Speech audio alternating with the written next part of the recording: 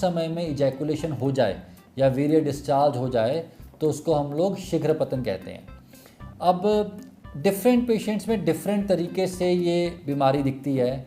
कुछ लोगों में क्या दिखता है कि फोरप्ले के टाइम पे जब सेक्स प्रॉपर स्टार्ट नहीं हुआ है उसी टाइम पे इजैकुलेशन हो जाता है, डिस्चार्ज हो जाता है।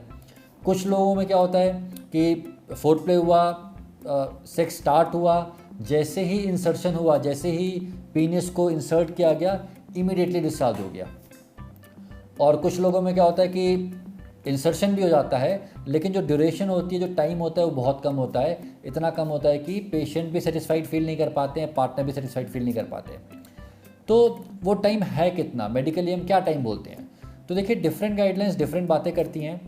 कुछ गाइडलाइंस कहती हैं कि अगर सेक्सुअल इंटरकोर्स के दौरान 2 मिनट से भी कम टाइम में इजैकुलेशन हो जाए तो उसको प्रीमेच्योर इजैकुलेशन बोला जाएगा।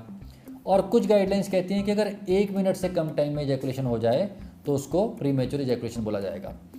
इंपॉर्टेंट बात ये ध्यान रखने की है कि ये समस्या 6 महीने से भी ऊपर समय तक लगातार चलती रहनी चाहिए, तभी हम एक मेडिकल डायग्नोसिस बनाते हैं। कि कुछ लोगों का जो लिंग होता है, जो पीनिस होता है, वो इनहेरेंटली बहुत ज़्यादा सेंसिटिव होता है, नॉर्मल से ज़्यादा सेंसिटिव होता है। अब देखिए जितना ज़्यादा सेंसिटिव होगा उतना जल्दी एक्साइटमेंट के टाइम पे क्लाइमेक्स तक पहुंचेगा इंसान, और जितना जल्दी क्लाइमेक्स पे पहुंचेगा उतना जल्दी डिस्चार्ज होगा। तो ये भी पाया गया है कि ब्रेन में कुछ केमिकल्स होते हैं, स्पेशली एक न्यूरोट्रांसमीटर होता है जिसका नाम होता है सेरोटोनिन। अगर उसके लेवल्स कम हो तो पीनिस की जो एक्साइटमेंट है, उन लोगों में एक्साइटमेंट थोड़ी ज़्यादा जल्दी आती है, प्रीमेच्योर इजैकुलेशन होता है। इसके अलावा कई और चीज़ें भी पाई गई हैं। मान लीजिए कोई नए पार्टनर के साथ आपका इंटरकोर्स हो रहा है या फिर आप नया सेक्स करना शुरू किया आपने, तो क्योंकि नया है, स्टार्टिंग है, एक्साइटमेंट ज़्यादा है, तो उसमें भी कई बार जल्दी डिस्चार्ज हो जाता है। कई लोगों में पाया गया है कि अगर एंग्जाइटी है, मन में घबराहट है, उसकी वजह से डिस्चार्ज जल्दी होने लगता है।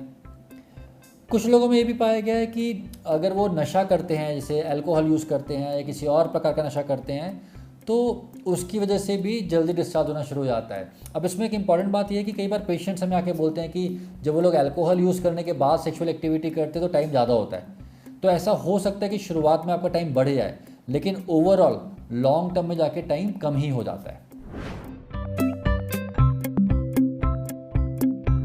आमतौर पर ट्रीटमेंट से पहले हम नॉर्मल ब्लड टेस्ट करा लेते हैं, देख लेते हैं कि लीवर फंक्शनिंग ठीक है कि नहीं है, किडनी फंक्शनिंग ठीक है कि नहीं है, थायराइड के लेवल्स ठीक है कि नहीं है। अगर साथ में इरेक्शन की भी दिक्कत आ रही है तो कई बार टेस्टोस्टेरोन के लेवल्स भी देख लिए जाते हैं। 2 प्रकार के ट्रीटमेंट हैं, एक होता है मेडिकल ट्रीटमेंट और एक होता है जिसको हम बोलते हैं non pharmacological approach. Medical treatment में आमतौर पे हम मेडिकेशंस यूज़ करते हैं जो कि बिलोंग करती हैं ग्रुप को जिसका नाम है SSRIs।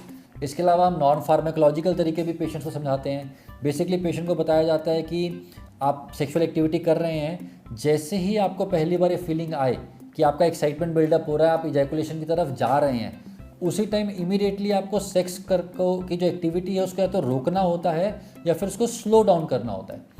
बेसिकली आप चाहते हैं कि जो रबिंग हो रही है पीनिस की वो कुछ समय के लिए रुक जाए या कुछ समय के लिए स्लो डाउन हो जाए, क्योंकि रबिंग स्लो होगी तो जो एक्साइटमेंट का बिल्डअप हो रहा था, जो एक्साइटमेंट बढ़ रही थी, वो भी रुक जाएगा। और 15 सेकेंड, 20 सेकेंड, 25 सेकेंड का ब्रेक लेने के बाद फिर आप नॉर्मली फिर से सेक्सुअल एक्टिविटी शुरू कर पाते हैं। व्यक्ति सीख जाता है अपने शरीर को कंट्रोल करना और उससे फिर वो टाइम को इंक्रीज कर पाता है।